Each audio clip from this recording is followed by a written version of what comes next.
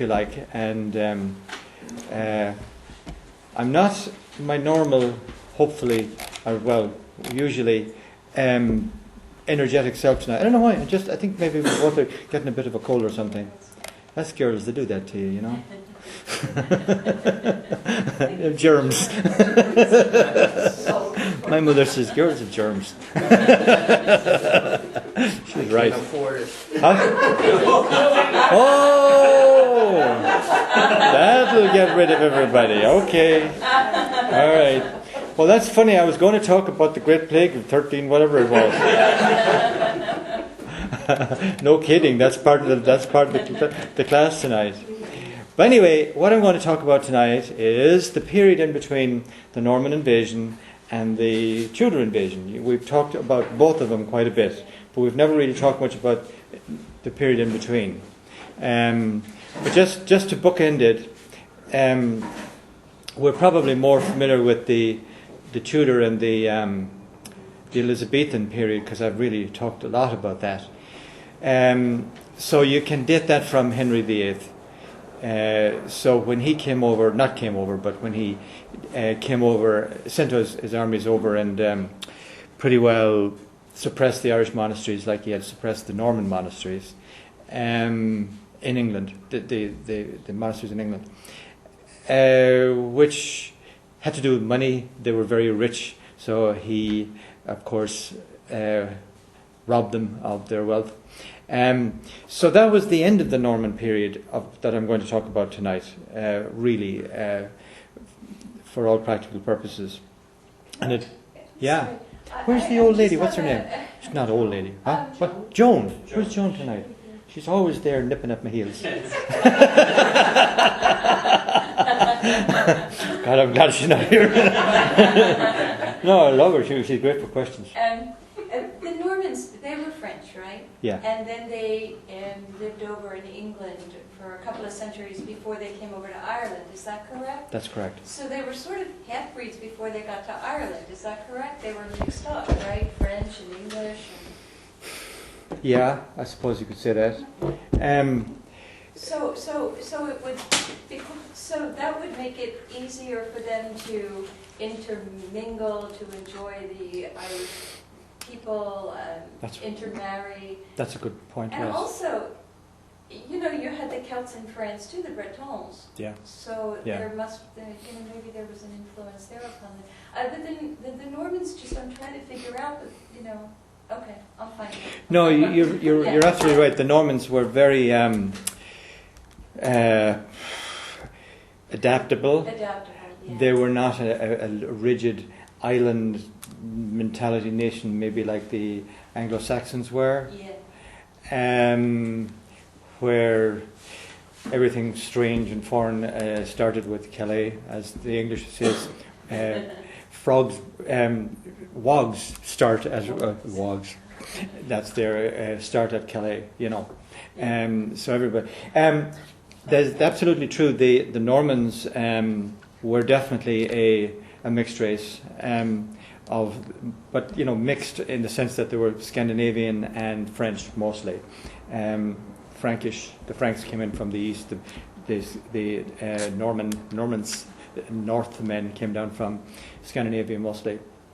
I personally, as you know, think that they're the remains of the old Atlantean civilization. That whole west coast of Europe were one pretty indigenous people, yeah. So there wouldn't have been very much racial difference. If you were to do a DNA mapping of them, I'm sure you wouldn't find much difference between they and the Irish and so on. Yeah. And the only distinguishing feature of them was the red hair, which had gotten diminished a lot. But yeah, that was definitely a characteristic of them. And so when we say Norman invasion, are we talking about Henry II yes. and his laying down correct. the law? Yes. Not so much the people themselves, right? Well, Did he have a hard time controlling them once they came into Ireland? Yes, he did. And that's kind of the history of the early Norman invasion, when Henry II had to come in and make sure that these guys didn't get too big for their boots, because he was constantly trying to battle he was assert his domination as the king, whereas they all thought that they were, because they were the dukes of this and the dukes of that, so on. So that was the history of the Normans, both in Europe and in England. But they came actually more from Wales than from England. Yeah, Pembrokeshire. Yeah. So it's safe to say that, or it's fair to say that the Norman invasion of Ireland was more a Welsh Norman Welsh invasion rather than Anglo-Norman. Anglo-Norman being, further down Canterbury, Hampshire, all the great houses of the English Norman. They didn't really come over. It was just but because Henry had 3 sons and they were all going to get their crack at the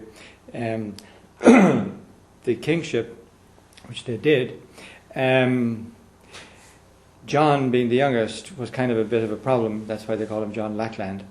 And Ireland just fitted him, because he didn't have any, So he thought, well, that would be just dandy. I'll send him over there, which he did. And man, he was a weirdo. But anyway, we've talked about that a lot, so I won't go into it too much. But anyway, the history of the Norman period, when the Normans, if you like, ruled most of Ireland, surprisingly enough, not Ulster, never did, except the extreme east coast, when de Courcy came in and set up a castle there at Carrickfergus, and that's about the only place that they ever had any foothold. So the entire Northern Ireland, as we know it today, remained Gaelic. So it's ironic that the most British part of Ireland today was in fact the most, and remained throughout those centuries, very Gaelic, very Irish, and was so right down to 1603 until the battle of the... What century are we talking about? The Normans invading Ireland? 12th. 1167 was the beginning of it, yes. So it's 100 years after they invaded Yes, England. almost to the day, yes. So that's kind of easy to remember. Yeah, a whole century after Hastings and the conquest. So they had established themselves in England and in Wales and up into Scotland as well. Although not as much in Scotland, and certainly not in the Highlands, but in the lowlands and along the borders.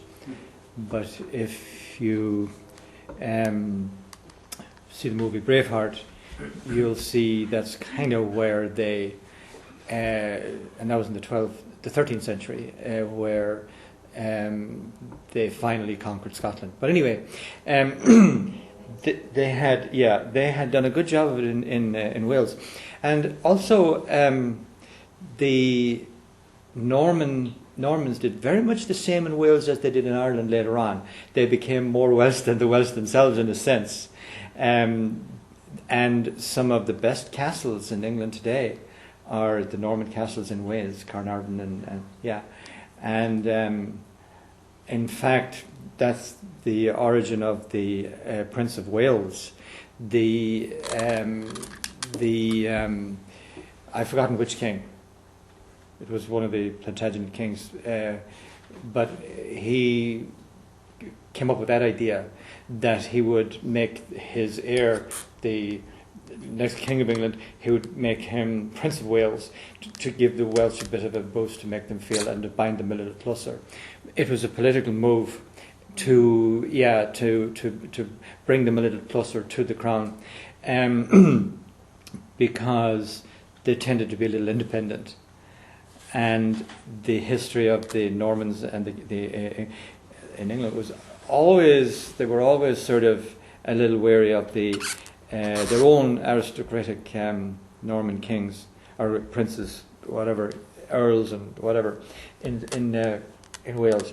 So in a way they had kind of done that. So then that even adds to your idea that when they came across to Ireland, they were even more prone to assimilate and to